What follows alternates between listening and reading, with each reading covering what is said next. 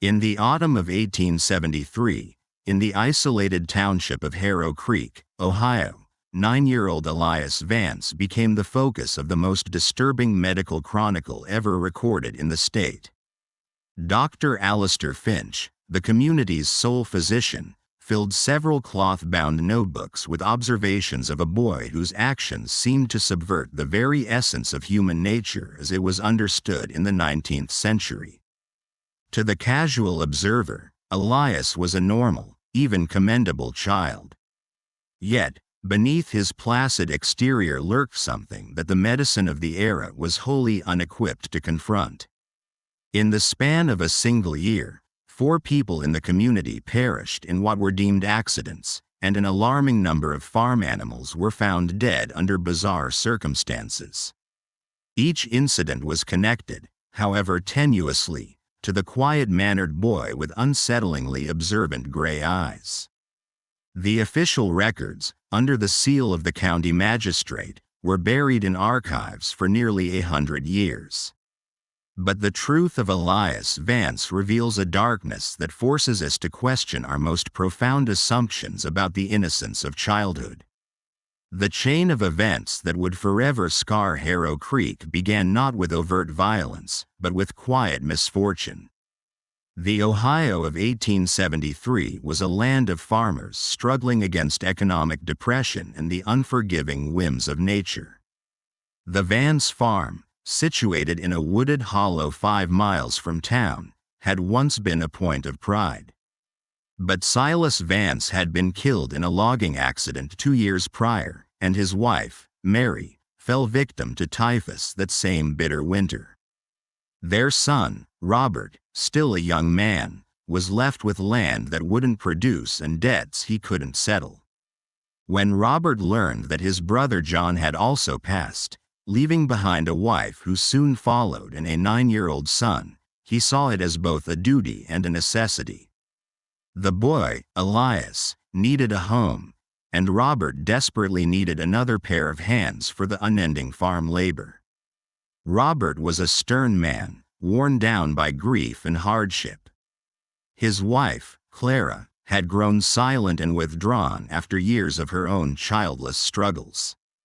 Neither was truly prepared to raise a child, especially one who appeared on their farm in the spring of 1872 with nothing but a canvas satchel and a gaze that seemed to hold the weight of centuries. Elias was thin for his age, with fair hair and skin that never seemed to tan under the Ohio sun. He rarely spoke of his former life, offering only disconnected facts when pressed. His father was a logger. His mother took ill. He'd stayed with another family for a time after she passed. What most struck the adults of Harrow Creek was his impeccable composure. He was always polite, never complained, and accepted punishment with a stoicism that was profoundly unnatural for a boy his age. Dr. Alistair Finch first met Elias in July of 1872, when the boy's uncle brought him to town for supplies. Finch, a graduate of a Philadelphia medical college, possessed a sharp, analytical mind. Something about the Vance boy immediately put him on edge, though he could not articulate why. He later wrote in his journal, "The boy was perfectly composed. He answered my questions directly, held a steady eye, and showed none of the usual fidgeting or shyness I see in farm children. And yet, I felt a profound disquiet in his presence. His gaze was so intense, it was as if he were the one conducting the examination, studying me with the same dispassionate interest I might reserve for a specimen under my microscope." The community was small, and word traveled. Mrs. Donovan, whose farm adjoined the Vance property, often saw Elias at his chores. She mentioned to her husband that the boy worked with a singular, unsettling focus. "It's like watching a clockwork man," she'd said. "He works from sunup to sundown, not a complaint, not a moment of play. There's no joy in that child." She also noted that her sheep grew skittish whenever Elias was near the property line, bunching together and refusing to graze near the fence. Her husband called it nonsense, but she felt the animals sensed a wrongness that humans could not see. The first death occurred on a humid afternoon in August of 1872. Little Lila Mae Brown, the 6-year-old daughter of the town blacksmith, was known for her cheerful disposition. It was Elias who found her body. He walked calmly to the Browns' home, his face a mask of solemn distress. "Mr. Brown," he said in an even voice, "I believe I've found Lila Mae down by the drainage ditch. She isn't moving." A small party rushed to the spot and found Lila Mae face down in the murky, rain-swollen water. Dr. Finch concluded it was a tragic drowning. What unsettled Finch was Elias's account. The boy gave a remarkably precise description of the scene. When questioned, Elias explained he had been searching for arrowheads along the ditch bank. Finch noted in his journal, "The boy's recall was flawless. He described the exact angle of the girl's limbs, the way her bonnet was snagged on a root, even the particular swarm of gnats hovering over the water." Such meticulous observation seemed incongruous with the supposed shock of the discovery. At the funeral, Mrs. Donovan watched Elias. As Lila Mae's mother wept inconsolably, as hardened farmers wiped away tears, Elias Vance's expression remained a blank canvas. His head was properly bowed, but when he thought himself unobserved, his gray eyes were dry, watchful, and analytical. The second death came a month later. A newly hired hand on the Vance farm, a man named Henderson, was found dead in the pasture, apparently trampled by a spooked horse. Elias, who had been the only one nearby, claimed a sudden bolt of lightning from a passing storm had startled the animal.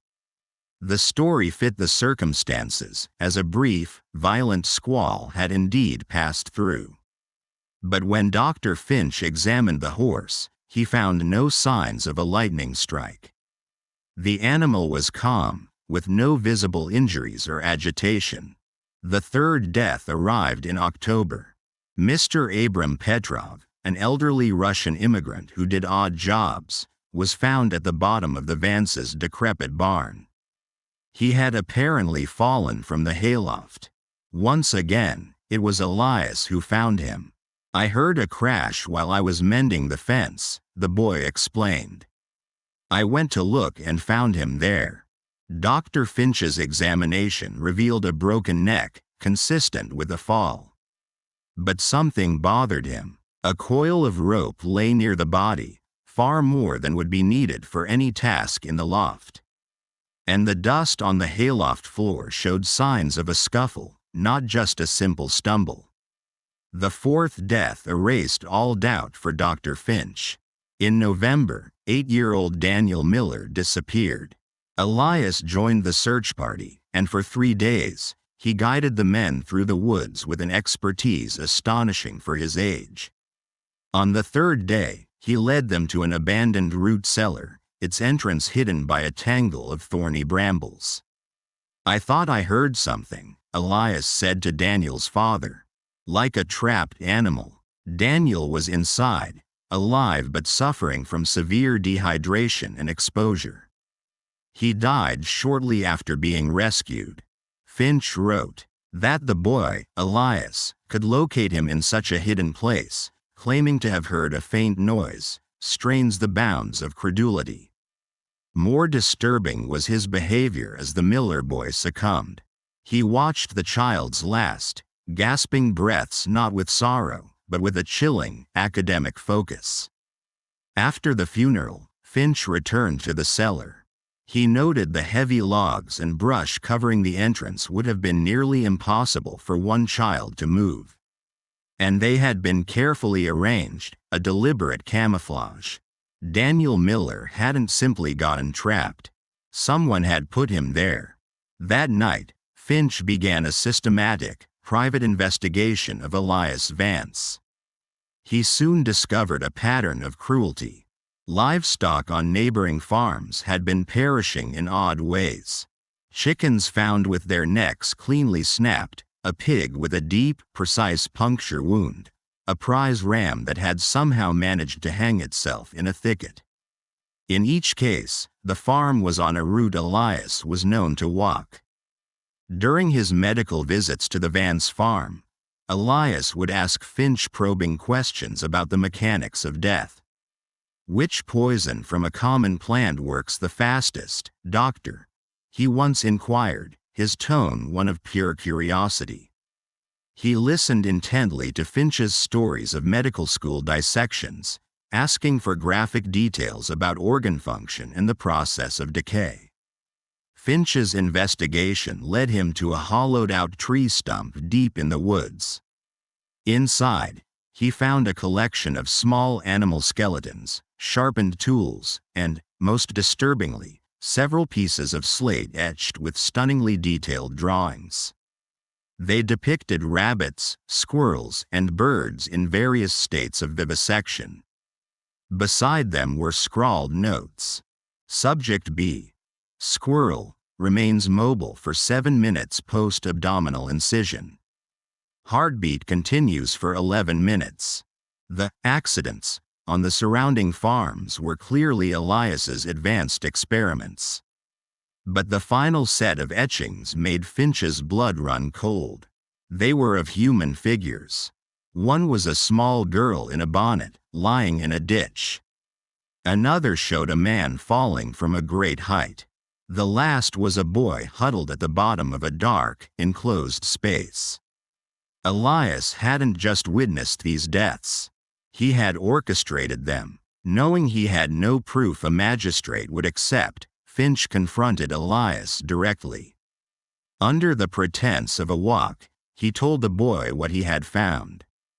Elias showed no surprise or fear. "You won't tell anyone," Elias stated, his voice devoid of emotion. "And why is that?" Finch asked. A small, cold smile touched the boy's lips for the first time. "Because no one would believe you," he said, "and because, as a man of science, you are fascinated by what I will do next."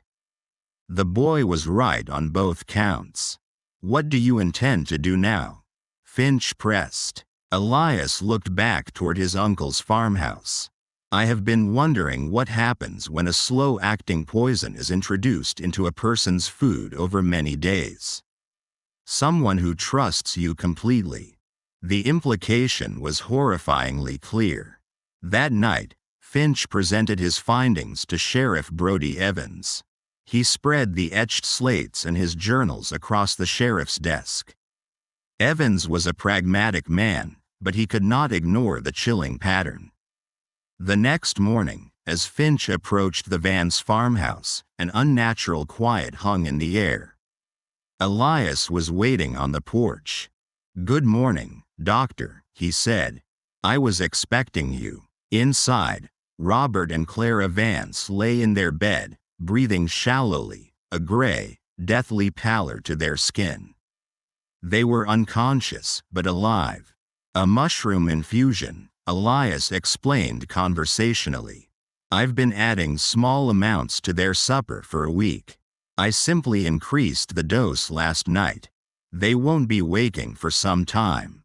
We can speak freely." Elias then recounted each murder with unnerving, scientific precision. He had dared Lila May to see how long she could hold her breath. He had used a slingshot to send a rock into the horse's flank, causing it to bolt and trample Henderson. He had lured Mr. Petrov to the hayloft with a story of a rare bird's nest, then pushed him. He had convinced Daniel to explore the root cellar with him, then sealed the entrance. But now, Elias said, gesturing to the doctor's own medical bag, a new experiment. "You, doctor, understand me. This makes you a unique variable. What will a man of medicine do when faced with a problem he cannot cure? Will he try to save them? Will he harm a child to do it? The possibilities are most interesting. As Elias moved toward his unconscious uncle with a length of thick twine, Finch pulled a Remington pistol from his coat. The struggle that followed was short and brutal. Elias, though small, fought with a savage, calculated ferocity, wielding a small, sharp blade he produced from his boot. The commotion brought Sheriff Evans and his deputy, who had been hiding nearby, rushing into the house. As they subdued the boy, he went still, his face bruised but his gray eyes shining with a cold, triumphant intelligence. "No one will ever believe you," he whispered. Elias was sent to the Ohio Asylum for the mentally afflicted. There, he became a model patient, mastering the art of feigned remorse. Dr. Finch visited him often, documenting his progress. He discovered the boy kept a journal, seemingly filled with contrite thoughts. But Finch, now wise to the boy's intellect, discovered a sophisticated cipher system hidden within the text. The decoded messages revealed Elias was not healing. He was studying the asylum staff, analyzing their weaknesses, and planning his eventual escape. In the summer of 1875, Elias Vance disappeared from the asylum. The official report cited a security lapse, but Finch knew it was the result of a year and a half of meticulous psychological manipulation. In the years that followed, Finch tracked reports of bizarre, accidental deaths across the Midwest, each bearing the hallmark of Elias's methodical cruelty. The Vance farm was sold, its history forgotten by newcomers, but the locals spoke of it as cursed ground. In the final entry of his journal, written just before his own death in 1899, Dr. Finch wrote, "For 25 years, I have tried to understand Elias Vance. I believe now I have come to the terrifying conclusion. He was not a damaged child. He was a glimpse of humanity stripped of the moral compass we take for granted. If he survived, and I have no doubt that he did, then somewhere in this country walks a man who understands the human mind better than any scholar, who can bend people to his will with effortless skill, and who sees all of mankind as nothing more than specimens for his endless, horrific experiments."